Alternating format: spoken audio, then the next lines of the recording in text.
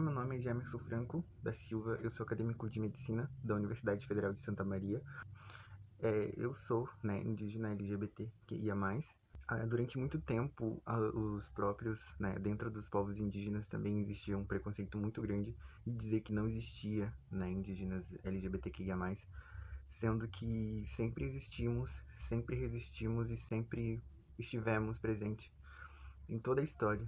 E em muitos momentos, inclusive uns 10, 20 anos atrás, eram ditos, inclusive, pelos nossos patrícios mais velhos, pelos mais velhos, que não existia outro tipo de relacionamento que não seja a heteronormatividade, a heteronormativa.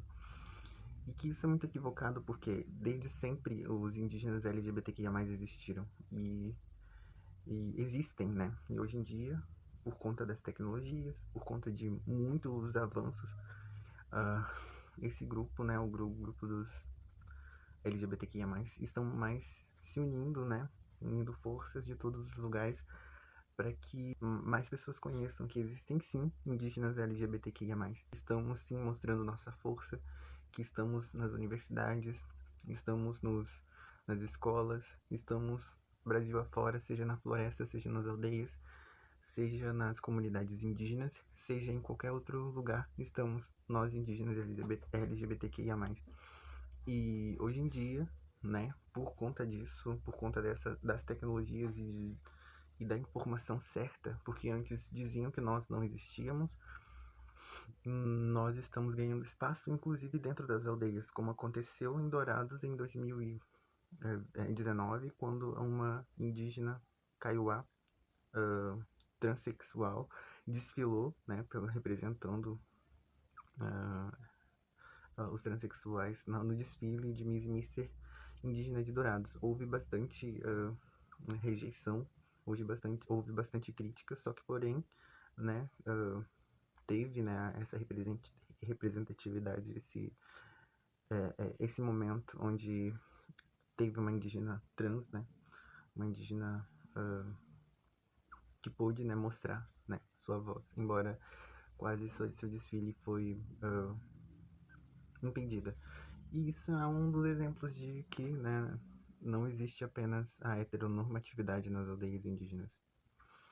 E a história apenas, inclusive com a religião, com a religião católica, com os jesuítas, muitas vezes tentaram encobrir a existência do amor. Então, a gente sabe que a história do Brasil ela é uma história muito triste e bastante violenta, onde nós, povos indígenas, nós não só perdemos línguas, crenças e culturas, mas também perdemos boa parte da nossa identidade. E quando eu falo identidade, eu estou falando não na identidade coletiva que constrói um povo, mas na identidade individual mesmo, de como cada um de nós se relaciona com o outro, com o ambiente, com a natureza, enfim. E aí não tem como a gente falar sobre sexualidade e gênero nos povos indígenas sem pensar nessa história toda, né?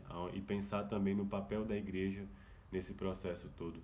Onde a igreja ela entra nos nossos povos de uma forma muito abrupta e violenta e determinista e colocando seus preceitos acima de qualquer coisa e de qualquer pessoa. E aí é onde ela apresenta esse conceito de pecado para todos nós indígenas, né? Principalmente nós indígenas do Nordeste que temos que ainda hoje infelizmente a gente convive com as igrejas dentro do nosso território e elas têm um poder muito grande de voz lá dentro. Então ela apresenta o pecado e apresenta de uma forma muito descuidada, porque quando eu era criança foi que eu tive contato com as questões de homossexualidade para entender o que era isso, e eu entendi da boca de pastores e membros de igrejas que não tiveram o mínimo de cuidado de falar direito sobre isso, apenas apontando o inferno, o pecado, que eu acho que a maioria dos indígenas que são LGBTs ou são qualquer outra coisa, siglas que queiram dar, eles sofreram, né, e sofrem muito até hoje.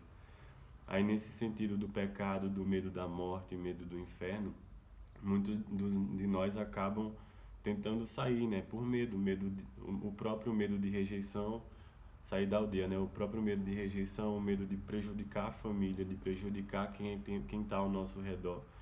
e a gente acaba decidindo sair do ambiente, do território, para tentar viver nossa sexualidade em outros espaços. E aí parece muito que a cidade é um lugar que a gente consegue viver isso. Só que quando a gente chega na cidade, a gente percebe que tem uma liberdade, mas essa liberdade ela é para todos, digamos assim. Então tem um custo maior em relação à violência física, violência estrutural, ao preconceito direto, à homofobia direto. É, coisas que pelo menos no meu povo eu não passava e eu comecei a passar. E aí quando a gente começa a perceber que o nosso lugar ele não é aqui, que eu falo sempre isso antes de qualquer coisa, antes da minha sexualidade, antes do curso que eu faço, antes de tudo, eu sou indígena. E eu sou tão indígena quanto qualquer outro que está lá naquele espaço. Então quando a gente decide sair para tentar viver essa sexualidade, a gente meio que se sente mal por também perder aquele, não perder, mas diminuir aquele vínculo de estar convivendo nos rituais, convivendo com os nossos, né, e vivendo no nosso território. E quando a gente percebe que a cidade, ela não é tudo isso, e cai a ficha de que todo preconceito que a gente sofre no território, todo preconceito que a gente passa, seja por discriminação por ser indígena, seja a homofobia, tudo isso vem de uma fonte única que é a construção da sociedade hoje, que é da cidade. Então, ir para a cidade, tudo que acontece de preconceito na aldeia é muito reflexo do que está acontecendo também nas grandes cidades. E aí nesse momento que a gente precisa voltar para casa, reconstruir nossos vínculos e bater o pé e falar, não, eu sou tão indígena quanto vocês aqui, eu sou tão pancararu quanto vocês. E não quer dizer que não exista preconceito e não exista homofobia nos povos indígenas, mas existe algo maior do que isso, algo maior do que a nossa sexualidade, algo maior do que discussões sobre causas, discussões sobre movimento LGBTQIA+, por exemplo. Nós temos algo que nos une e nos identifica quanto iguais, que é o ser indígena, que é o ser pancararu. E aí nesses momentos que a gente precisa voltar, se reconectar ou manter aquela conexão e bater o pé, porque não se faz uma aldeia sozinho, né? Não somos pessoas iguais às outras e cada um tem o seu papel e sua função. Então, discutir sexualidade e gênero nos povos indígenas é entender que a gente perdeu muito e a gente não pode perder mais por questões de cristianismo, de colonialismo, que ainda hoje continua acontecendo no nosso território. A gente precisa não abaixar, não só ouvir, mas também voltar para falar sobre isso, para nós mesmos sermos os protagonistas e quem vai discutir sobre os temas em outros ambientes.